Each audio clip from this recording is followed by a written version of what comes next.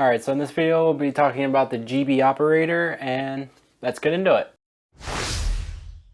Alright, so today we have the GB operator, which is the second of the Game Boy, Game Boy Color, Game Boy Advance readers and writers that I bought. And so like I said in my previous video, if you haven't seen that, that'll be linked down in the description for the sub-module GB01.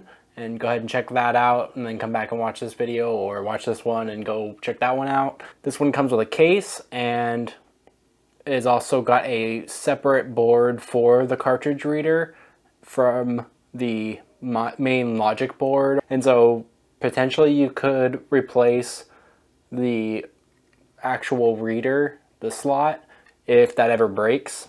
I'm not 100% sure how easy that'll be, or if they'll be selling replacement parts for that, but that's kind of an interesting idea if they are going that way in the future. But right now they're kind of going in and out of stock. I don't know how much they're selling, so for the most part I feel like this is probably a better way to go than the GB01, mostly because the software seems a lot more user-friendly as well as more forward-thinking. And so there is a actual emulator in it, as well as they'll be able to have a bunch of settings and be able to upload to a cartridge, which I don't know if the GB01 will have, but that might be coming in the future for that. And for the most part I feel like it's about the same as the GB01, but I do feel like this is a little bit more premium with the case, as well as how it feels with plugging in the USB cable, because there's a case and it has a little bit more weight to it, so it kind of makes it a little easier to unplug. I felt like I was going to break the board of the GB01, so this is definitely kind of a plus there. For the cartridge slot itself, doesn't feel like there's too much difference between them, and looking at it, they look like they were using the same parts, and so there's not too much of an issue there. I would love to be able to get another one of these and take it apart, put it in the Game Boy, kind of like I was mentioning in the other video, and put it into a Raspberry Pi Game Boy case and see what I can do to make this actually work that way. But that'll be something I try to do in the future if I can get my hands on another one of these. And for the most part it works just like the GB01. Put the cartridge in to the slot, the software picks it up. The software does do some guessing for you that the GB01 doesn't, which the GB01 you had to tell it if it was a Game Boy Advance or if it was a Game Boy Color series, and then it would give you the game name. I'm not sure why the GB01 required that, whereas this doesn't.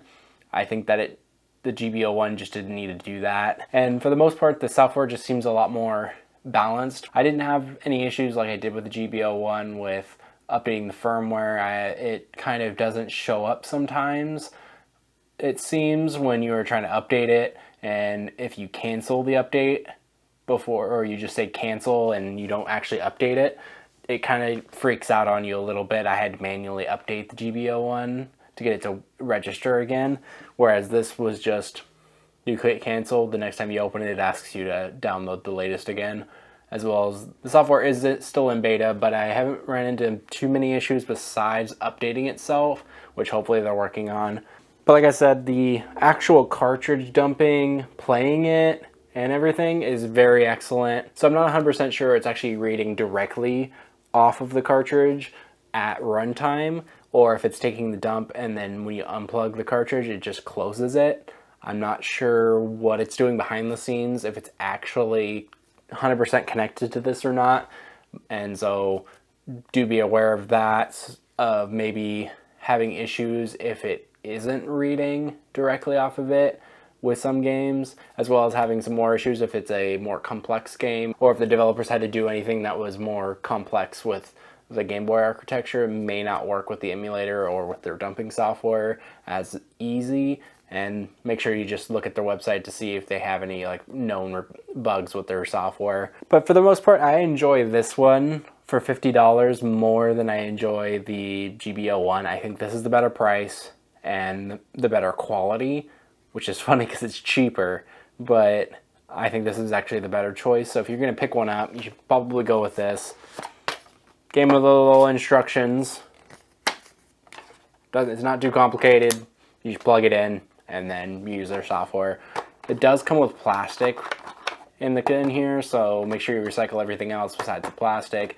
If you can recycle the plastic in your area, please do. It comes with a cable. It comes with a USB-C to USB-A. I think I have enough of these that I don't need another one, but it's nice that it comes with it.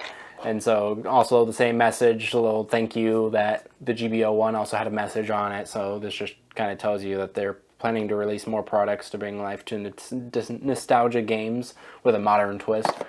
So hopefully in the future they release a product to go with maybe home consoles with other cartridges than that way, so that I can plug in my NES, SNES, 64 systems, the Mega Drive or Genesis, whatever you call it, and all of those older consoles to be able to actually run those. Maybe disc products too, with PlayStation and Saturn, Xbox, GameCube.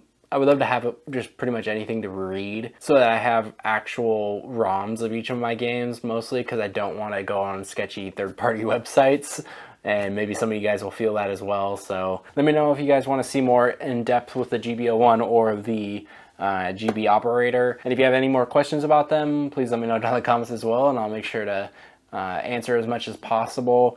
I didn't have any issues dumping any of the games on either of the products, and I didn't run into any issues playing them in different emulators, anything like that. So this is actually really good products, either one of them, but it's up to you to choose which one you want. I've been showing little screen grabs so far in the video of what the GB operator looks like when you're emulating it, as well as dumping it and saving the ROM, as well as the save files. So make sure you go ahead and like this video if you liked it, dislike if you don't. Hit the subscribe button and hit the bell notification so you get notified when we upload new videos, as well as when we go live, because I've been streaming on the channel 2 days a week. So make sure you guys hit that bell so you get notified for all of that, as well as look down in the description for Twitter, merch, a bunch of other links down there you guys can go check out, as well as videos and product links and all types of stuff like that. And make sure you guys leave comments down in that section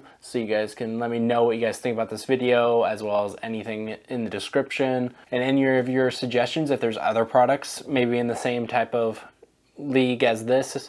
I've been looking into other ones for other types of cartridges that I have, but they seem kind of expensive, so it might not happen. But I would love to know your guys' opinion, as well as what you guys can find for dumping cartridges, maybe reading discs and getting those types of ROMs and save files from memory cards. I didn't even bring that up before. From other systems that actually have the memory cards, I would love to be able to, pull those off as well, just so I save them in case I want to switch memory cards, even though most of those have copy features.